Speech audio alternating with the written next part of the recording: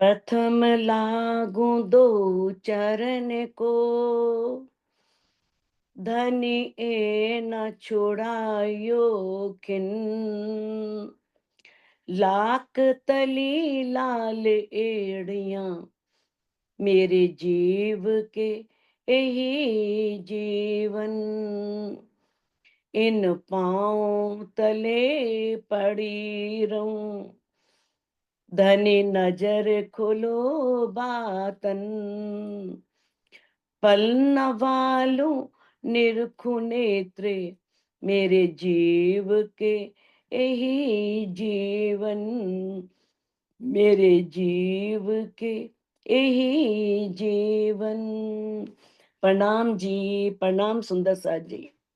सुंदर साथ जी, जैसा कि हम श्री श्रृंगार ग्रंथ कर रहे थे और उसका छठा प्रकरण चल रहा था। छठे प्रकरण की 50 चौपाई हो चुकी थी और आज हम 51 नंबर चौपाई से प्रारंभ करने जा रहे हैं।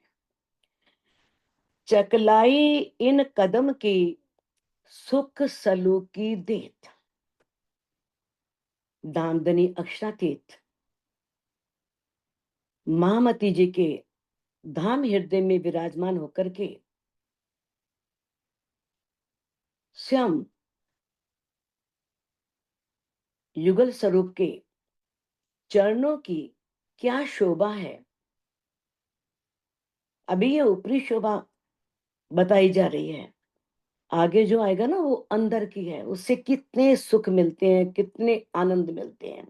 बाहरी शोभा को तो देख करके आनंद मिलते ही मिलते हैं, लेकिन जिसके अंदर ये चरण कमल आ जाएं, उसके बाद किस तरह से धनी जब अंदर विराजमान हो जाते हैं, धनी की शोभा हमारे हृदय में बस जाती है, तो किस तरह से एक रूह अपने अंतस्करण में कितना आनंद अनुभव करती है।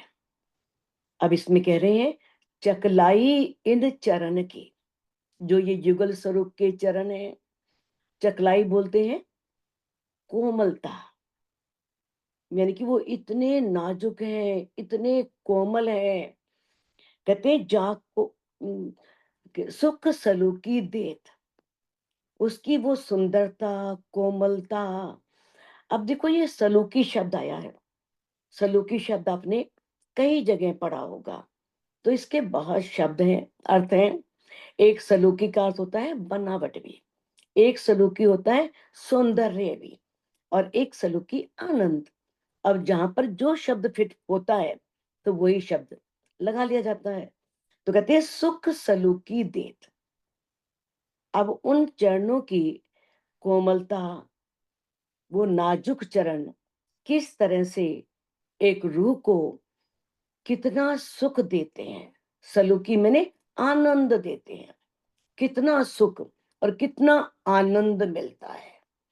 कहते हैं हृदय जो रूह के चुबत, रूह सोही जाने जो लेत। अब ये बार बार चुभना शब्द आ रहा है। आपने इस वाणी में अनेक चौपाइयों में यह शब्द सुना होगा, लेकिन और उसका अर्थ भी स्पष्ट है। क्योंकि चुभने का अर्थ वो नहीं है कि वो अंदर चुभा तो दुख हो रहा है, हमें तकलीफ हो रही है, कष्ट हो रहा है। लेकिन ये जो अंदर ये चुभना है, ये अंदर बस जाना है। कि जब युगल स्वरूप के ये चरण कमल एक रूह के हृदय में बस जाते हैं, हृदय जो रूह के चुबत, रूह के हृदय में चुभते हैं, रूह सोई जाने जो लेत। अब इंद्रावती जी कहती हैं कि इस सुख को, इस आनंद को वही रूह ले सकती है जिसने वो सुख लिया हो, जिसने वो आनंद लिया हो। किस तरह से जिस रूह को वो शोभा देखी हो, और वो कितने आनंद में डूब गई हो, सुख में डूब गई हो, तो वही रूह जान सकती है जिसके साथ ये सब घटित हुआ हो। अति मीठे रसीले रंग भरे, जाको एक चरण मेहर करत। ये चरण कैसे हैं? बहुत माधुर्यता से युक्त है, जबकि मीठे बोल के लिए प्रयोग करते हैं हम, लेकिन परम धाम में वाहिदत है, एक दिली है। चरण से मतलब धामधनी का पूर्ण स्वरूप है। ये नहीं सिर्फ चरण है, क्योंकि चरण अंदर आते हैं, मेहर करते हैं धनी, चरण अंदर आते हैं तो धनी पूर्ण रूप से अंदर आते हैं। तो कहते हैं ये चरण कैसे हैं? बहुत मीठे हैं, रसीले। जैसे कोई फल होता है रसीला, संतरा है, आम है, हम खाते हैं तो कितना अंदर रस पहुंचता है और आनंद मिलता है। तो कहने का भाव यह है कि वो दिव्य चरण, वो गुण भी लिए हुए हैं। बताया है ना कि परम धाम में हर अंग में वो सब गुण है जो धनी के अंदर गुण है। वो सारे गुण धनी के हर अंग में है। अंग तो बहुत दूर की बात, परम धाम के कण कण में है वो सारे आनंद, वो सभी सुख, वो सारी खुशियां सब हैं। तो कहते हैं कि एक चरण मेहर करत, जाको एक, जिस पर ये चरण अपनी मेहर कर देते हैं। जब धनी की मेहर होती है ना, तो वही है ना, खाना पीना खिन खिन लिया, अही आहार आशिकन, पल पल माशुक देखना, यही प्यार रोहन। रूहों का खाना पीना, ठीक है, इस माया के ब्रह्मांड में आए हैं तो इस माया के ब्रह्मांड में खाना पड़ता है, पीना पड़ता है। वहां कुछ नहीं है, वहां सिर्फ धनी का दीदार है।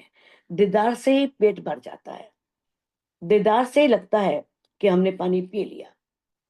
तो जब चरण देखते हैं तो चरण भी इस तरह से इतने रस भरे हैं, इतना आनंद भरा है उसके अंदर कि रूह को उसमें बहुत आनंद मिलता है।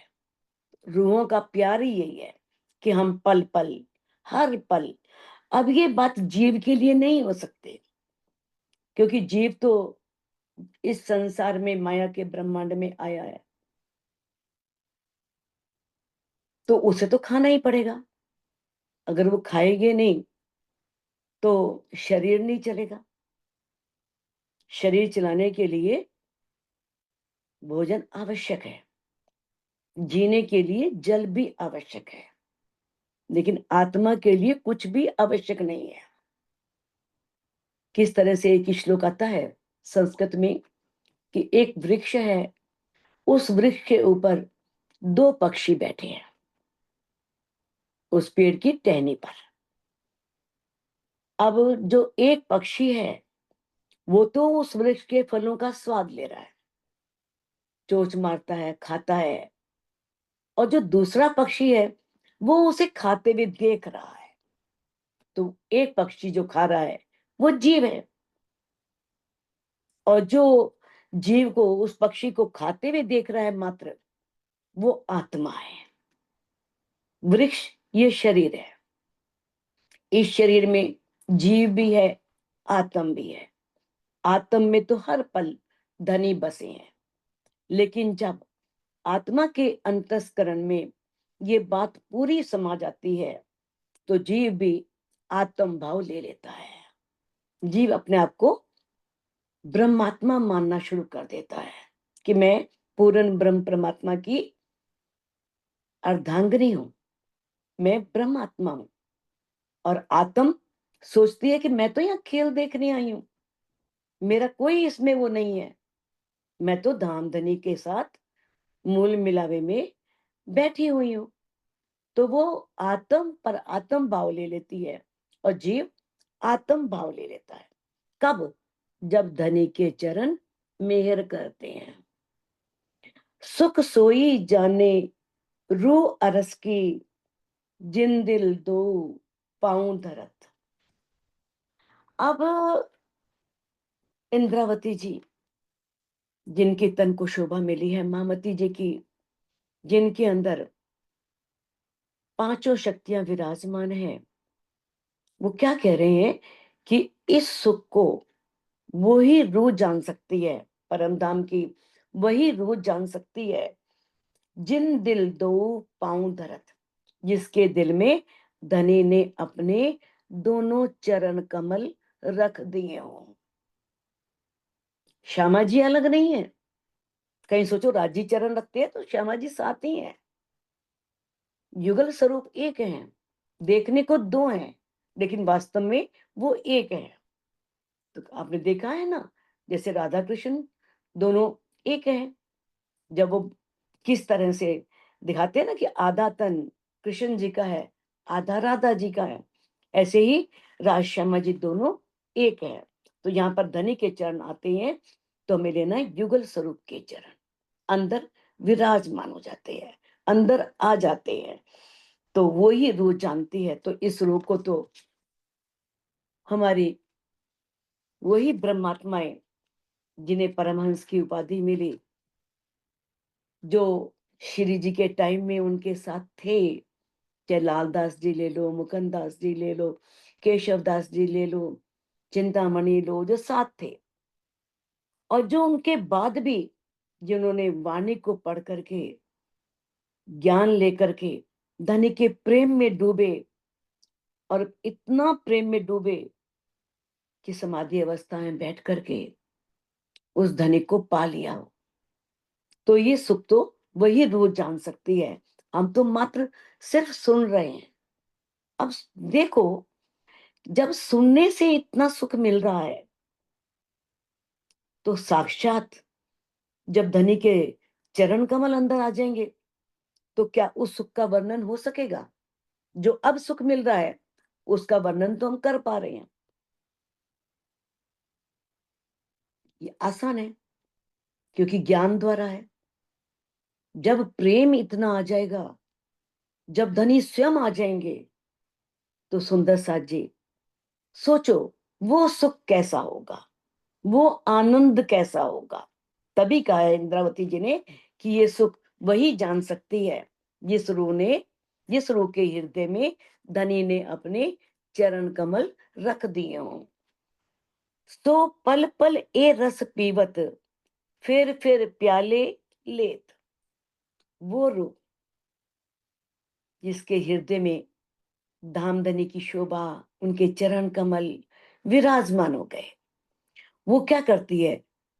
हर पल, पल पल जानती हो ना, एक पल, यानी कोई भी उसका पल ऐसा नहीं है जिसमें वो उस आनंद का पान ना कर रही हो।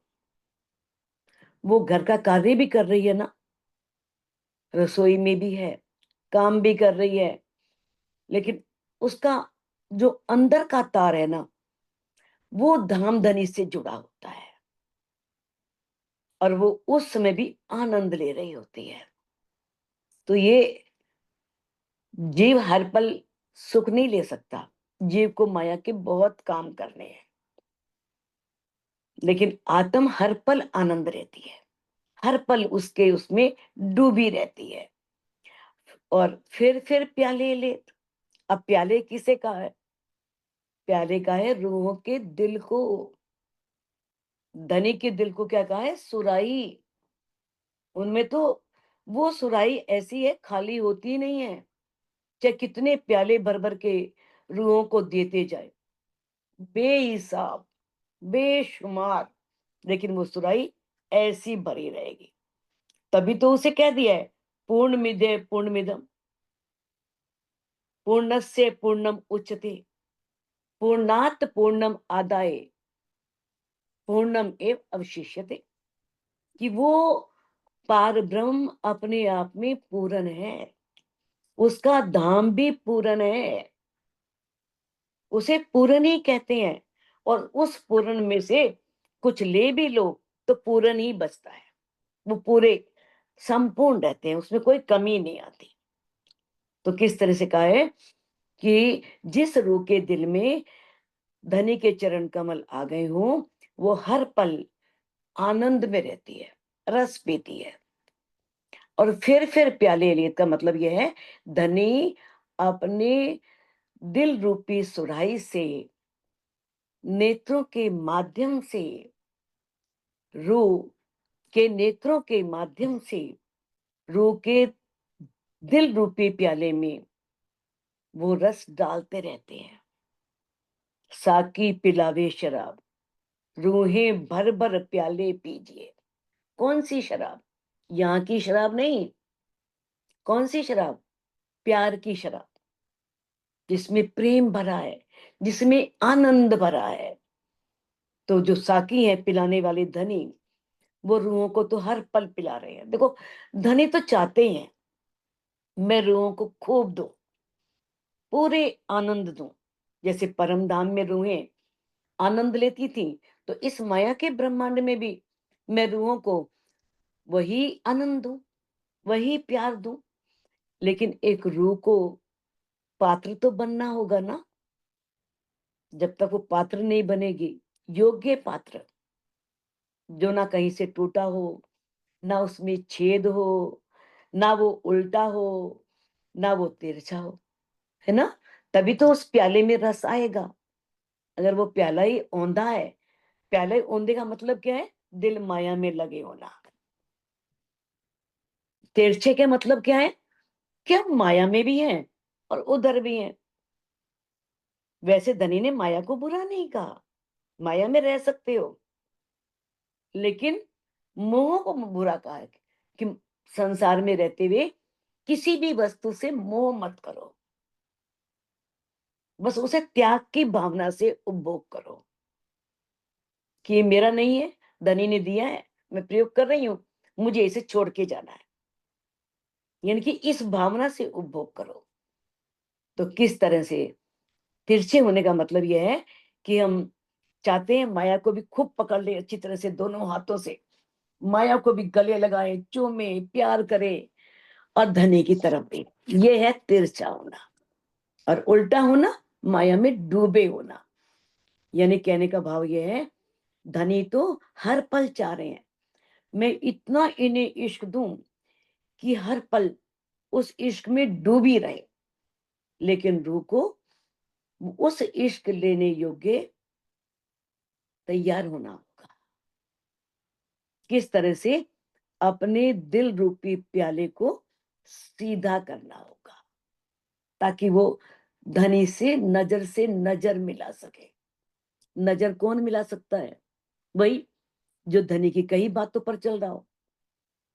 जो धनी की, वरना नजर मिलेगी, शर्म आएगी, आंखें नीचे हो जाएंगी, झुक जाएंगे कि हम तो कुछ कर ही नहीं रहे। कर क्या रहे हैं? धनी ने इतना कुछ वाणी में कहा है, हमने तो अंतस्करण में लिया ही नहीं।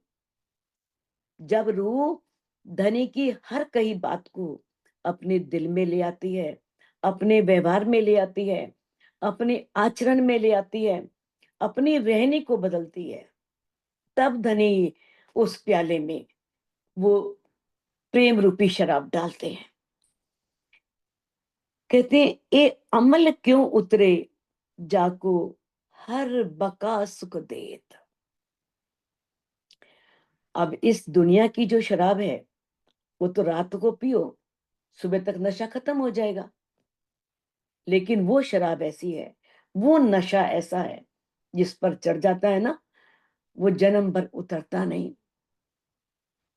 कहते हैं, ए अमल क्यों उतरे, ये नशा क्यों उतरेगा?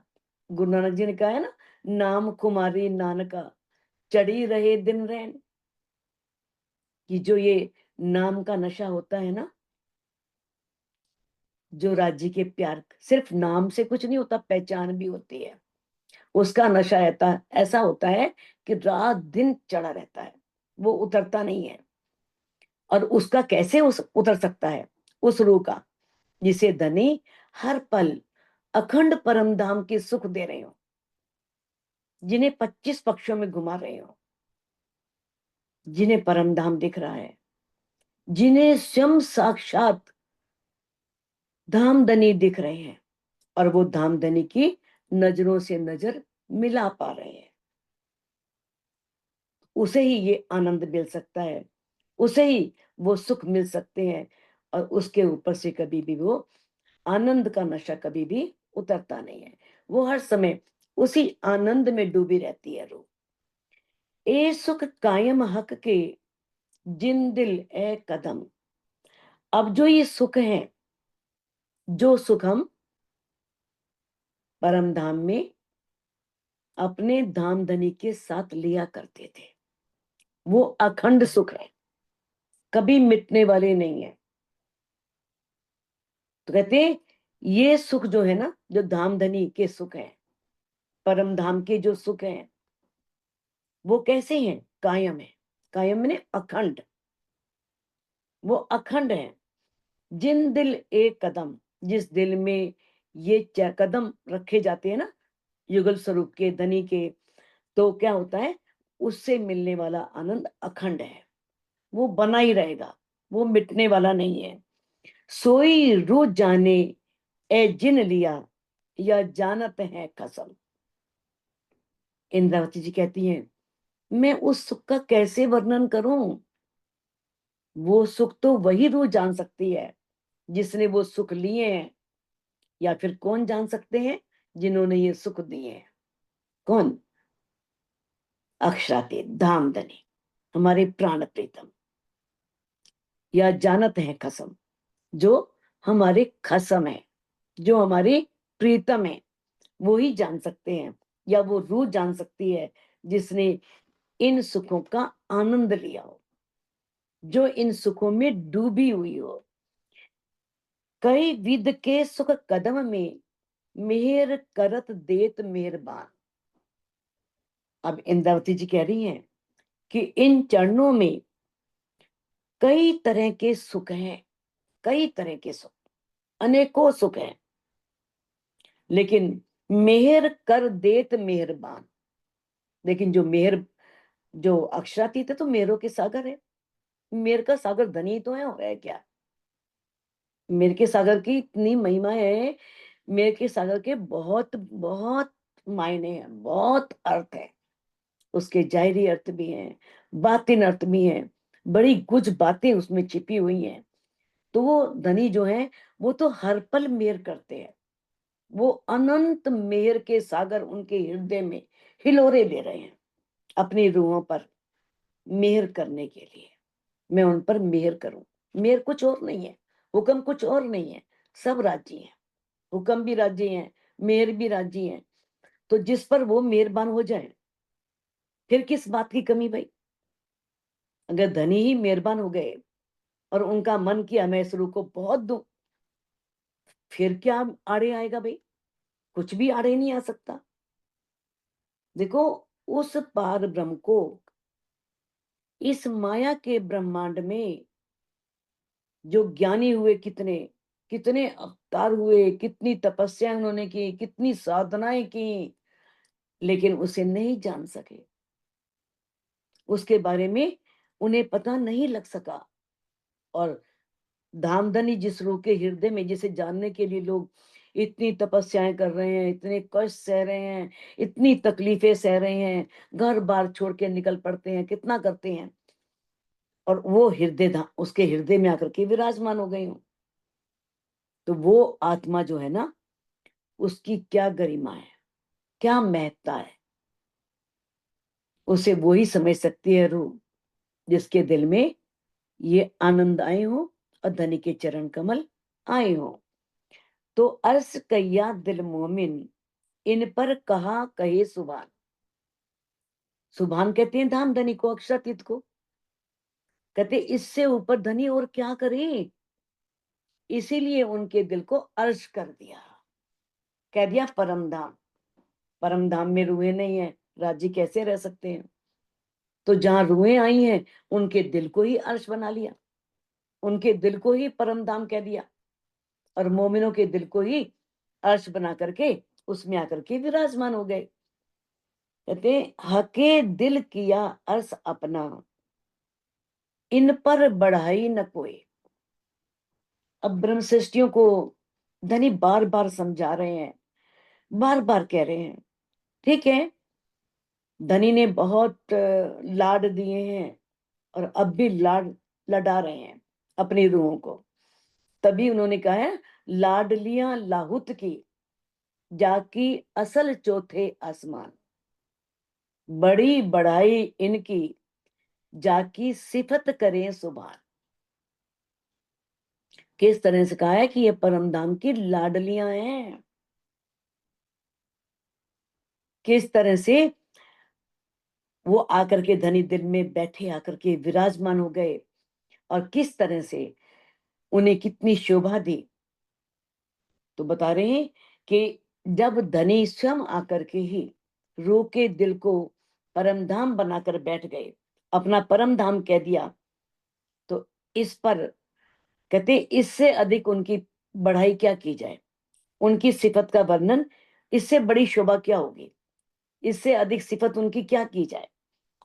ए सुख ले मोमिन दुनी में जो अर्स अजीम की हुए। अब जो रूह परमधाम की होगी ना, वो ही दुनिया में वो सुख ले सकती है, जो परमधाम की रूह है। वो ही कहते हैं जो परमधाम की रूह है, जिसके तन मूल मिलावे में राज्य के चरणों में बैठे हैं।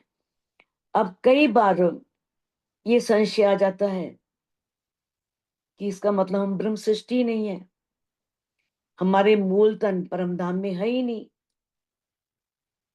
किसको पता है? धनी ने तो ये भी कह दिया ना कि कोरे से कोरा जीव भी एक रूह के समान, जैसे एक रूह राज्य को रिझाती है, इस तरह से राज्य को रिझाएंगे, उन पर कुर्बान होंगे, तो उनके जीव भी योग माया के ब्रह्मांड में पहली बहिश्त में अखंड हो जाएंगे, पहली बहिश्त में। बाकी सबको तो 8वीं बहिश्त मिलनी ही मिलनी है। तो हमें इस बात से नहीं घबराना।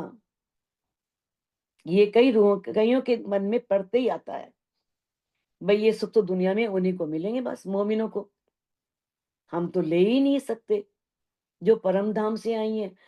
परम धाम के सारे सुख, क्योंकि जो जीव पर देखो, आत्म तो परम धाम जाएगी जाएगी, सब सुख लेगी, जीव ने नहीं जाना, जीव ने यही अखंड होना है।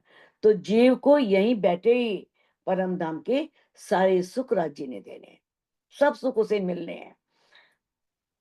ए सुख क्या जाने खेल कबूतर, कैया हक का अर्ज दे।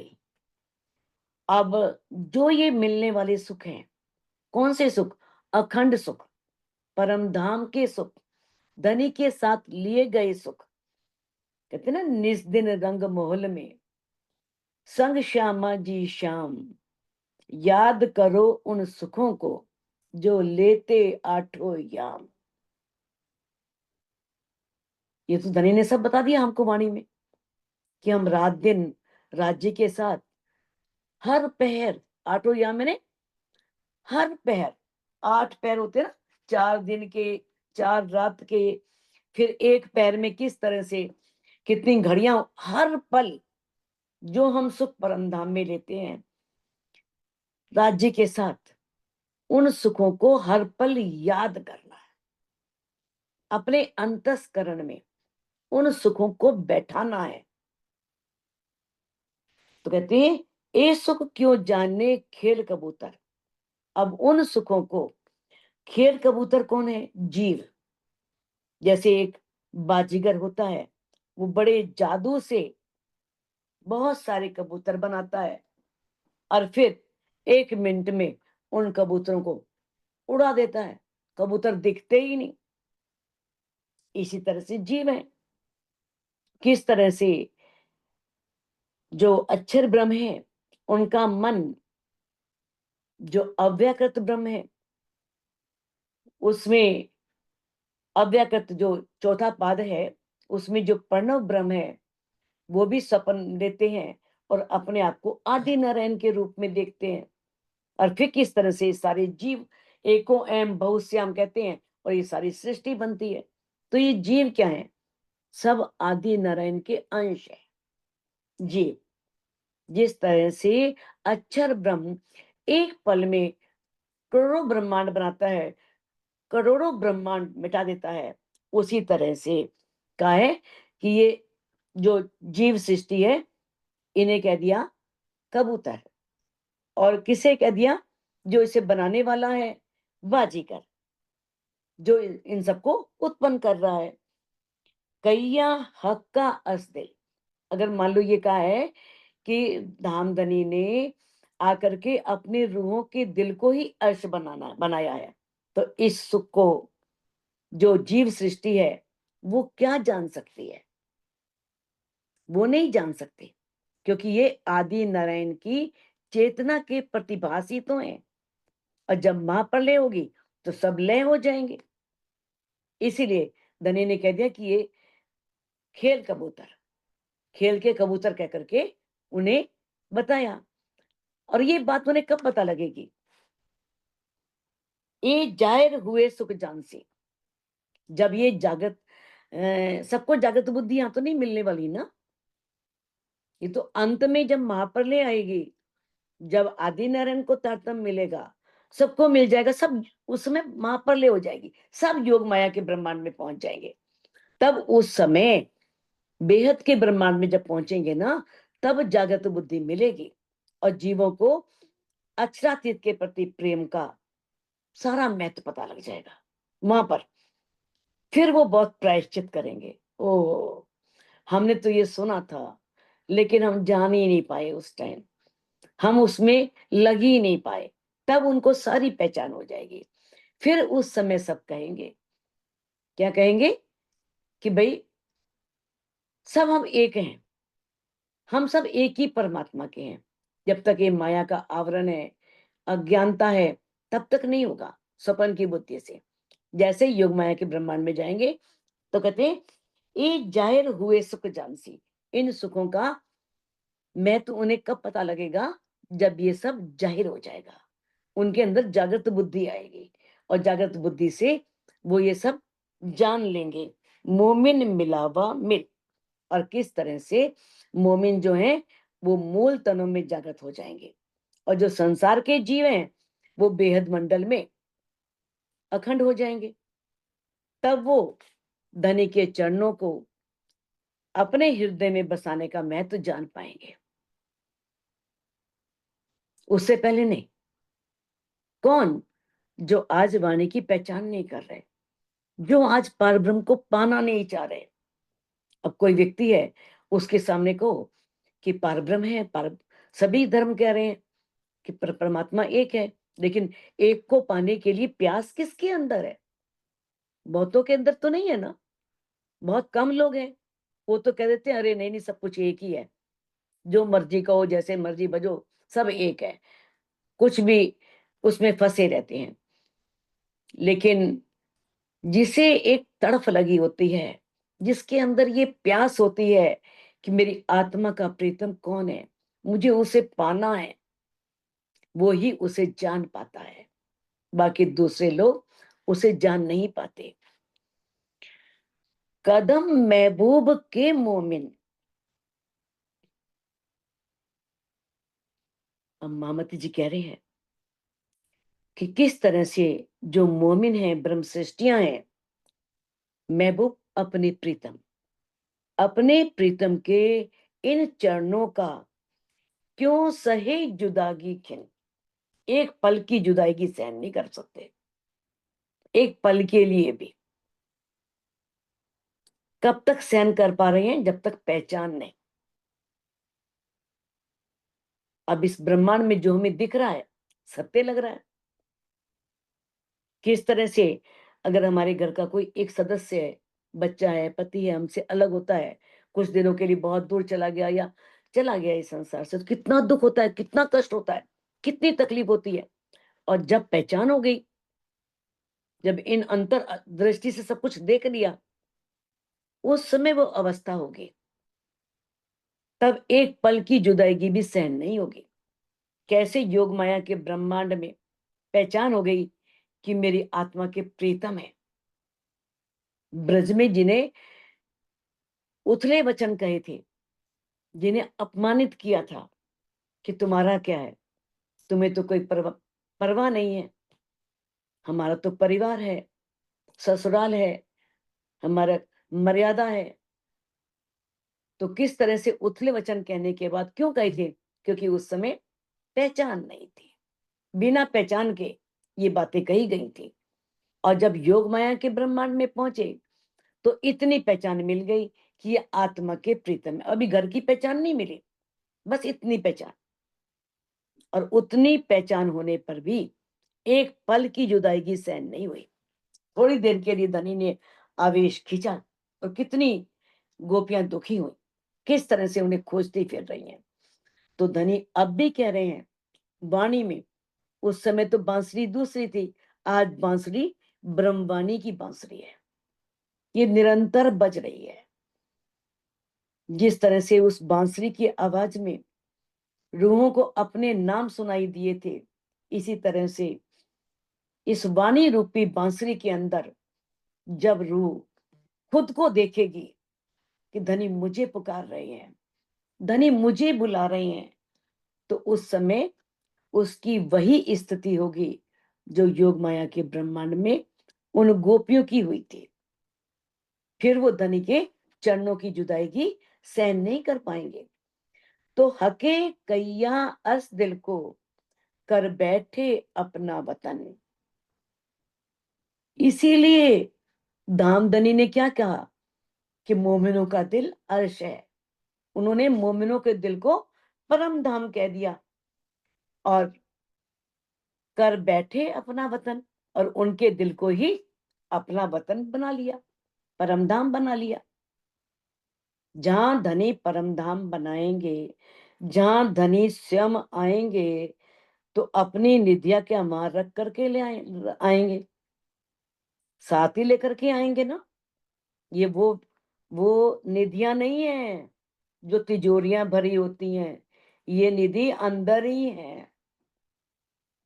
वायदत है, निस्बत है, खिलवत है, ईमान है, इश्क है, शुक्र है, गरीबी है, सब्र है। ये व्यक्ति के अंदर ही तो सारी निधियां हैं। वो सब विद वतन सहित परम धाम की सारी निधियों को लेकर के आए हैं, और अब यहाँ आए हैं और रूह के दिल में परम धाम बना लिया, अंदर आ गए, तो खजाना तो अंदर ही आएगा ना, सारा रूह के अंदर आ जाएगा ना।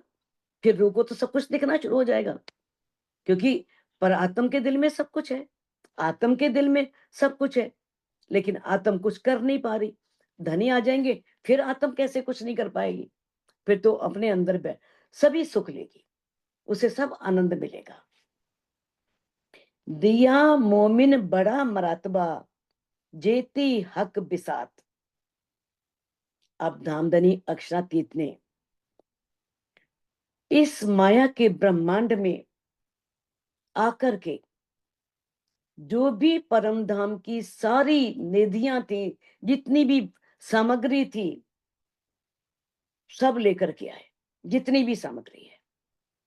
और इसीलिए मोमिनों को बड़ा कहा गया, उन्हें बड़ी शोभा दी गई है, क्योंकि उनके दिल में राजी है, इसीलिए उनको कहा है जेती हक बिसात, क्योंकि राजी सारी सामग्रियां परम धाम की लेकर के आए हैं। और जिस दिल में वो आ गए, समझो वहां सारी नियामतें आ गई, सारी निधियां आ गई। ले बैठे मोमिन दिल में सब मता हक जात। इस तरह से मोमिन अपने दिल में ही, हक जात कहते हैं ब्रह्म सृष्टियां, हक जात क्षमा जी और सारी ब्रह्म आत्माएं हैं। तो इस तरह से अक्षरातीत धामधनी ज्ञान की सारी खजाने, सारी निधियां ब्रह्म मुनि के धाम हृदय में जब वो आते हैं तो सारी विराजमान हो जाती है, सब निधियां लेकर के आते हैं। तो बताया है कि परम धाम के जैसे एक एक कण में सब जगह धनी है, उनके अलावा कुछ नहीं, क्योंकि वहां वाहिदत है, वहां कोई छोटा नहीं, कोई बड़ा नहीं। एक कण में भी इतना बल है कि वहां की एक कंकरी भी आ जाए ना, तो ऐसे 14 लोग के ब्रह्मांड सब उड़ जाए, इतना एक कण के अंदर इतना बल है।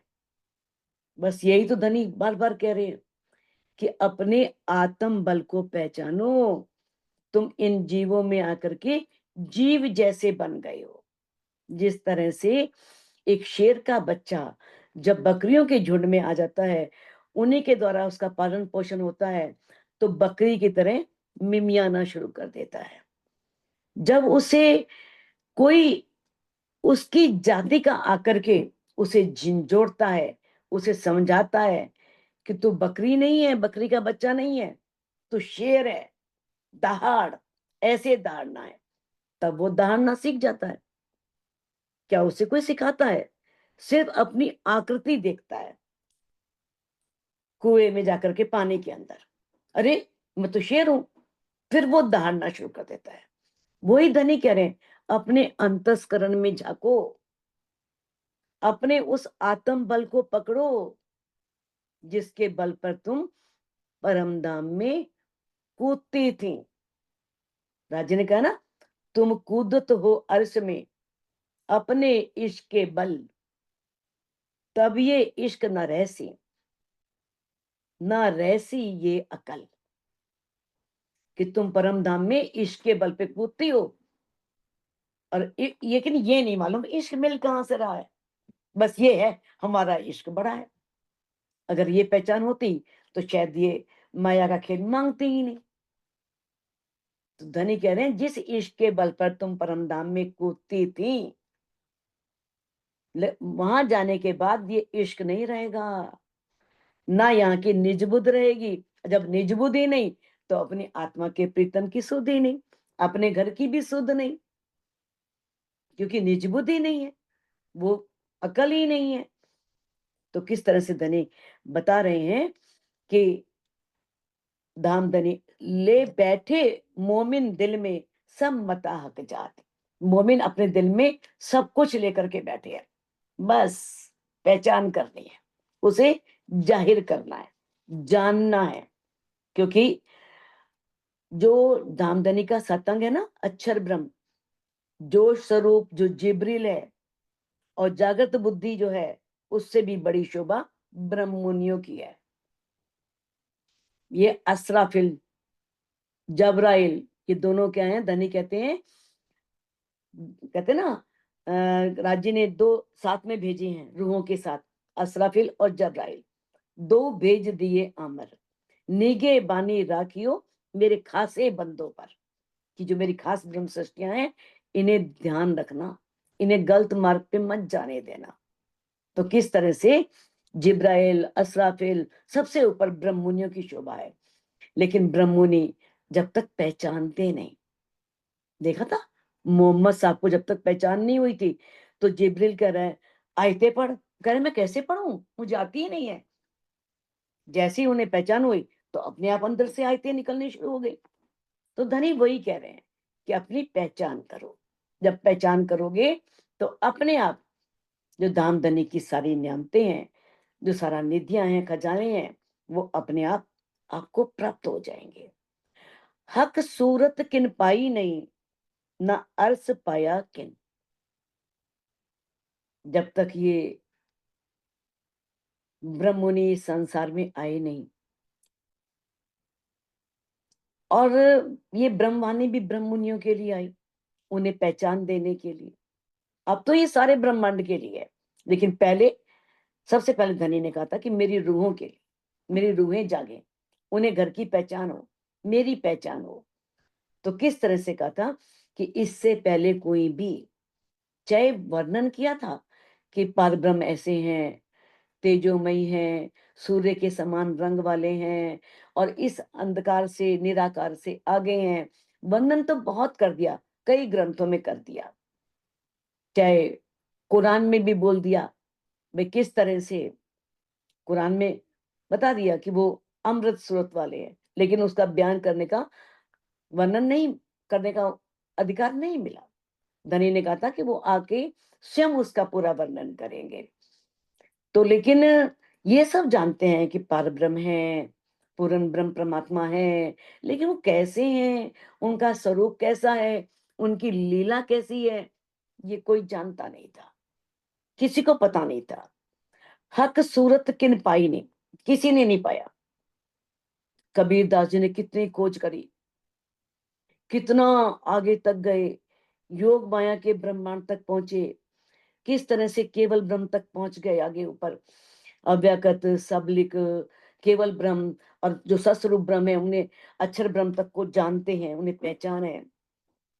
तो किस तरह से कबीरदास जी भी इतना खोजने के बाद उन्होंने कहा कि जब आखिर जाए प्रेमे पुकारिया, जब मैंने इतना खोज करके मैं थक गया, जब मैंने उसे बहुत प्रेम से पुकारा, तब जाकर के मैं उनके बारे में थोड़ा जान पाया, और उनकी पहुंच भी अक्षर ब्रह्म तक थी, आगे नहीं, उनके सस्वरूप तक, आगे उनकी नहीं। तभी तो उन्होंने कह दिया, चलते चलते पग तका, नगर रहा 10 कोस, बीच में डेरा पड़ गया, कबीरा किसको दिए दोष। तो कहते हैं कि कोई भी इससे पहले जो ब्रह्मांड में रहने वाले प्राणी थे, किसी ने उससे कह दिया कि वो ये निराकार को ही सब कुछ मान लिया, कह दिया कि निराकार जो है, ये मंडल जो है निराकार का अनंत है, और इससे परे की बात वो सोच ही नहीं पाए। जिस प्रकार से एक समुद्र है, इस समुद्र में कितने बुलबुले उठते हैं, असंख्य बुलबुले, और उठते हैं और फिर नष्ट हो जाते हैं। तो उसी प्रकार से जैसे निराकार है, मोह तत्व है, मूल प्रकृति है, उससे असंख्य ब्रह्मांड उत्पन्न होते हैं। ऐसा जिस ब्रह्मांड में हम रह रहे हैं ना, ऐसे असंख्य ब्रह्मांड बनते हैं और लीन हो जाते हैं। तो जब ऐसी स्थिति है, तो ऐसी स्थिति में कोई भी इससे परे की बात कैसे सोच सकता है। तो कहते हैं किसी को नहीं मालूम था ये वाणी आने से पहले कि उस पार ब्रह्म की सूरत क्या है, ना कोई उसके धाम के बारे में जानता था, ना अरस पाया किन, और ना ही किसी को अर्श की पहचान हुई। तरफ भी किन पाई नहीं, माहे त्रिलोकी तरगुण। त्रिलोकी जानते हो ना, त्रिलोकी पृथ्वी, स्वर्ग और बैकुंठ, और त्रैगुण ब्रह्मा विष्णु महेश, या इन 3 गुणों से बनी हुई प्रकृति, सत्व रज तम, ये 3 गुण है, और इन 3 गुणों से ये सब कुछ बना है। जितने भी व्यक्ति हैं सब, चाहे स्वर्ग के हैं या पृथ्वी या बैकुंठ पर रहने वाले सभी। तो कहते हैं कि इस त्रिगुणात्मक त्रिलोक में उसके बारे में कोई भी नहीं जान सकता था कि परम धाम कहाँ है। ये वाणी उतरी तो सबने परम धाम के बारे में जाना कि परम धाम कहाँ है, कैसा है। कैया 14 तबक जरा नहीं, तो बका सुध होसी किन। जब सभी धर्म ग्रंथों में पूरे इस ब्रह्मांड को क्या कह दिया, 14 लोक के ब्रह्मांड में, कि ये 14 लोक का ब्रह्मांड कुछ नहीं है। कैसे कह दिया, ये आकाश का फूल है, खरगोश के सिंह के समान है, एक बांझ स्त्री के पुत्र के समान है।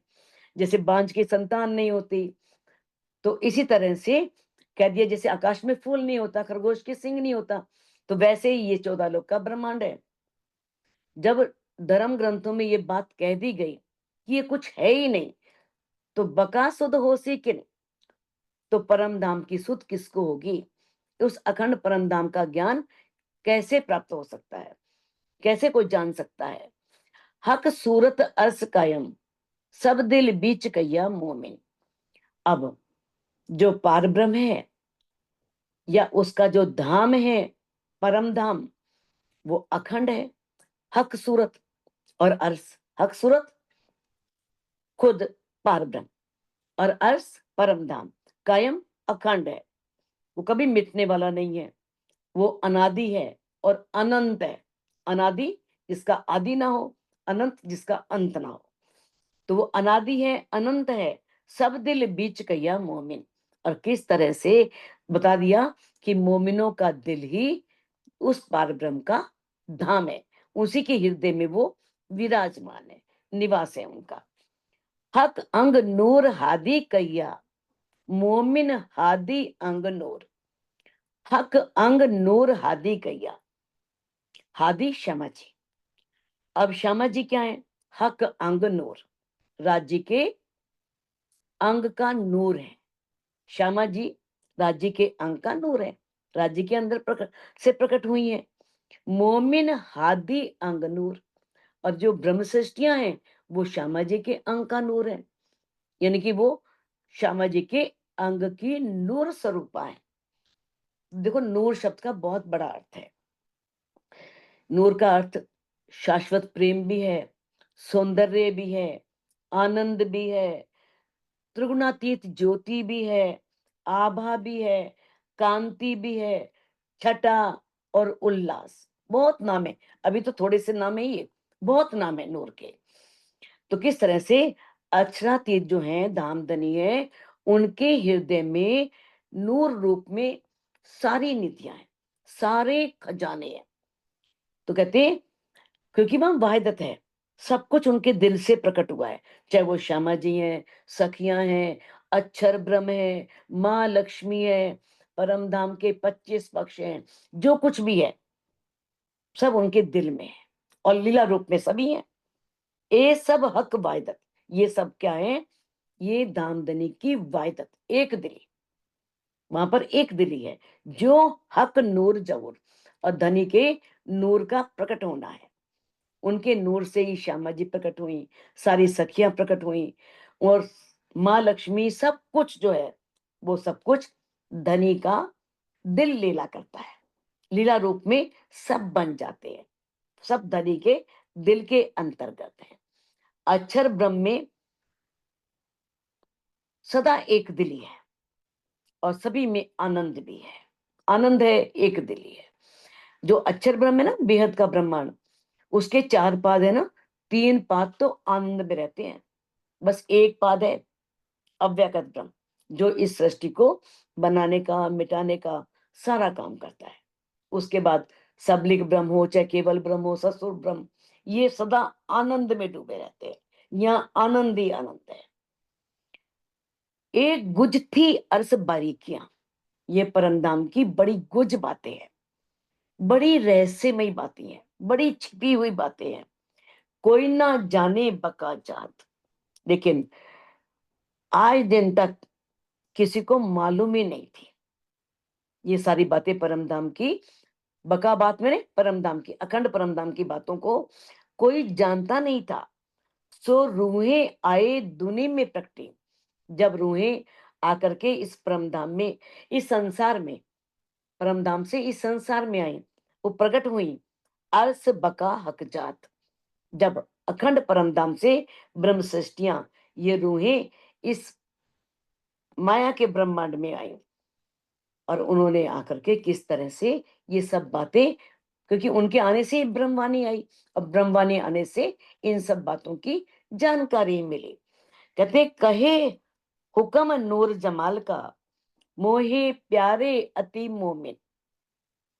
अब नूर जमाल कहते हैं अक्षरातीत को, नूर जलाल बोलते हैं अक्षर ब्रह्म को, क्योंकि वो सत्ता का रूप है, और इसमें जमाली के, सौंदर्य के अनंत सागर है, अनंत निधियां हैं। तो जो अक्षरातीत है ना, नूर जमाल, अब उनका हुक्म, हुक्म क्या है? इच्छा। ये उनकी इच्छा से ही, मोहे प्यारे अति मोमिन, राजी का हुक्म कह रहा है, राजी के दिल की आवाज है ये, कि मुझे मोमिन बहुत प्यारे हैं, मैं मोमिनों से, ब्रह्म सृष्टियों से बहुत प्यार करता हूं। श्री महामत कहे दोनों ठोर, हमको किए धन धन। अब महामती जी कह रहे हैं कि इस ब्रह्मांड में भी, परम धाम में भी, सब जगह धनी ने हमको ही धन धन कहा है। कहते दोनों जगह, संसार और परम धाम में, धन्य धन्य हो गए हम। धन्य होने का मतलब क्या है? धनी को पा लेना। महामती जी ने तो पा लिया, ये हमारे लिए है कि हम तभी धन्य होंगे इस ब्रह्मांड में। वहां तो आई परम धाम में तो राजी ने तो सभी ग्रंथों में बहुत प्रशंसा कर दी मोमिनों की, बहुत प्रशंसा कर दी। अब धनी देख रहे हैं कि इस संसार में सब मिलकर के मुझे कैसे जाहिर करती है। जो राज्य को जाहिर ना करके खुद को जाहिर करना चाह रहे हैं, अपने आगे महाराज लगवा रहे हैं, 108 1008 लगा रहे हैं। बड़ी हंसी होनी है परम धाम में, बहुत हंसी होनी है। सरकार श्री कहते थे कि वो समय आने वाला है कि एक ईंट उखाड़ो तो एक महाराज मिलेगा, इतने महाराज बन जाएंगे यहाँ पर। अब हर कोई ये मान रहा है ना। जरा सी वाणी आई, चर्चा शुरू करी और समझ लिया कि हम महाराज हैं। तो ये बताया है कि परम धाम में तो धन्य है ही, और यहाँ धन्य कब होंगे? सोई सुहागिन धाम में जो करसी इत रोशन, तोल मोल दिल माफक, देसी सुख सबल। परम धाम में, परम धाम से आई हुई वही ब्रह्म सृष्टि वास्तव में सुहागिन है, जो यहाँ पर धनी को जाहिर करेगी, प्रकट करेगी। तो इस तरह से धनी ने कहा है कि हमें किस तरह से अपने उस कर्तव्य को याद करके हमें यहाँ भी धन्य धन्य होना है, धनी से शाबाशी लेनी है, शाबाश। और ये कब होगा? जब हम खुद जागेंगे, जाग करके दूसरों को जगाएंगे, तब ये बात होगी। तो सुंदर साथ जी इस चौपाई को अनम्यूट करके आप दोहरा सकते हैं। कहे हुक्म नूर जमाल का, कहे हुकुम नूर जमाल का, मोहे प्यारे अति मोमिन, मोहे अति मोमिन, श्री महामति कहे दोनों ठोर, श्रीमामति कहे दोनों ठोर, हमको किए धन धन, हमको हमको धन किए धन। धन धन। बोलो श्री प्राणनाथ प्यारे।